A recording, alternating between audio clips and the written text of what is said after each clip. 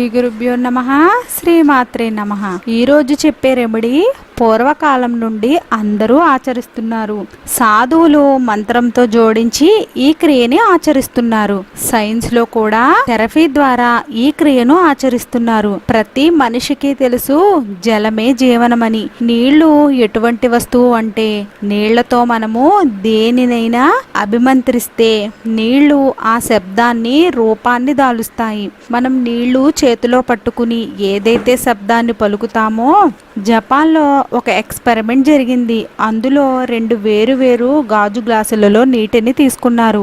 ఒక గ్లాసు నీళ్లు తీసుకుని చాలా నెగిటివ్ మాటలు మాట్లాడారు, చెడ్డ సంభాషణలు చేశారు. ఇలా చెడ్డ సంభాషణలు జరిగిన తరువాత ఆ నీటిని పక్కన పెట్టారు. ఆ నీటిని పరీక్షిస్తే ఆ నీటిలో చాలా నెగిటివ్ ని గమనించారు. ఆ నీటిని చేతిలో ఉంచుకుని చెడ్డ మాటలు మాట్లాడారు కదా, అది అంతా నెగిటివ్ రూపం దాల్చింది. తరువాత ఇంకో గ్లాస్ తీసుకుని ఇంకో గ్లాస్ నీటిలో చాలా మంచి మాటలు పలికారు. చేతితో పట్టుకుని మంచి ఆలోచనలు చేశారు.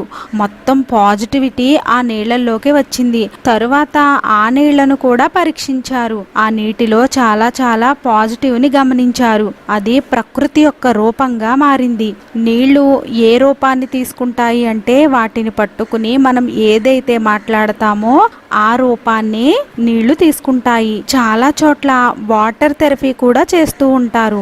వాటర్ థెరపీ అంటే ఏం చేస్తారు? ఒకవేళ పిల్లలు చదవడం లేదు అని అనుకోండి, ఒక గ్లాస్ నీటిని తీసుకుని గాజు గ్లాస్ లో తీసుకోవాలి. పిల్లల యొక్క తల్లి ఆ నీటిని చూస్తూ ఆ పిల్లవాడు మంచిగా చదవాలి.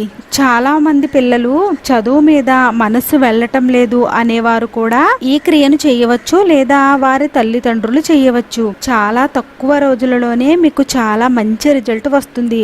నాకు చదువు ఆ నీటిని ఆ గాజు గ్లాస్ లో నీటిని చేతితో పట్టుకుని నాకు చదువు చాలా ఇష్టము, ఏదైతే సబ్జెక్ట్ మిమ్మల్ని ఇబ్బంది పెడుతుందో ఆ సబ్జెక్ట్ తలుచుకుని ఆ సబ్జెక్ట్ నాకు చాలా ఇష్టమైనది, నాకు చాలా బాగా అర్థమవుతుంది ఆ సబ్జెక్ట్ లో నాకు ఫస్ట్ క్లాస్ వస్తుంది. మీరు రోజు నీటిని చూస్తూ ఈ విధంగా అభిమంత్రించండి. ఆ మాటలతో ఆ నీటిని అభిమంత్రించి తల్లిదండ్రులైతే పిల్లలకు తాగడానికి ఇవ్వండి. ఒకవేళ పిల్లలే చేసుకున్నట్లయితే మరీ మంచిది. పిల్లలు రోజు ఈ నీటిని తాగుతూ ఉన్నట్లయితే కొద్ది రోజులలోనే చదువుపై మనస్సు నిలవడం ప్రారంభమవుతుంది. నీటిని మీరు ఏదైతే మాటలతో అభిమంత్రిస్తారో నీరు అదే పనిని చేయడం ప్రారంభిస్తుంది. మీకు ఏదైనా పెద్ద కోరికలు ఉంటే మీరు రోజు నీటిని చేతిలోకి తీసుకోండి. గాజు గ్లాస్ తో మీ కోరికను చెప్పుకోండి. నా యొక్క ఈ పని ఇప్పుడు జరుగుతూ ఉంది, నా ఈ పని చాలా తొందరగా పూర్తి అవుతుంది అని 11 సార్లు చెప్పుకోండి. ఆ నీటిని తాగడం ప్రారంభించండి. చాలా తక్కువ రోజులలోనే మీ పని పూర్తవుతుంది. ఒక్కొక్కరు ఇలా కూడా నమ్ముతారు, ఎప్పుడూ నాపై ఆ భగవంతుని కృప ఉండాలని. ప్రతి వ్యక్తి ఎవరో ఒక ఇష్టదైవం ఉంటారు కదా. ఒక్కొక్కరికి రాముడు, కృష్ణుడు, హనుమ, దుర్గా, ఎవరి ఇష్టదైవంపై వారికి చాలా ఎక్కువ నమ్మకం ఉంటుంది. నేను చెప్పే రెమెడీ చాలా మంది చేశారు. ఈ పనిని చేయడము ప్రారంభించారు. మీ ప్రతి పని పూర్తి అవడము ప్రారంభమవుతుంది. ఒక్కొక్కరు ఒక నియమంలా కూడా ఈ వాటర్ థెరపీని చేస్తూ ఉంటారు. 6 నెలలు ఇలా చేస్తామనుకుని 2 నెలలు, 1 నెల, 15 రోజులు ఇలా చేసేవారు కూడా ఉన్నారు. మీరు ఎప్పుడు ఈ క్రియను చెయ్యండి. రోజు నీళ్లు తాగేటప్పుడు ఈ క్రియను చేయడము ప్రారంభించండి. మీరే చూడండి ఎంత తొందరగా మీ పని పూర్తి అవుతుందని. మీరు ఎప్పుడు నీళ్లు తాగినా ఆ నీటి గ్లాసుని చేతిలోకి తీసుకోండి. మీ ఇష్టదైవ నామాన్ని 3 సార్లు తలుచుకోండి. ఆ తరువాత మీ కోరికను చెప్పండి.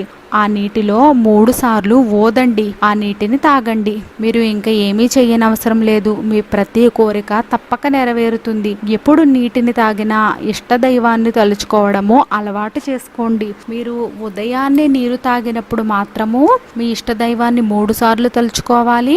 మీ కోరికను 11 సార్లు చెప్పుకోవాలి. తర్వాత రోజులో ఎన్నిసార్లు నీటిని తీసుకున్నా మీ కోరికను ఒక్కసారి చెప్పుకుంటే సరిపోతుంది. అతి తొందరగా మీ కోరిక అనేది నెరవేరుతుంది. ఈ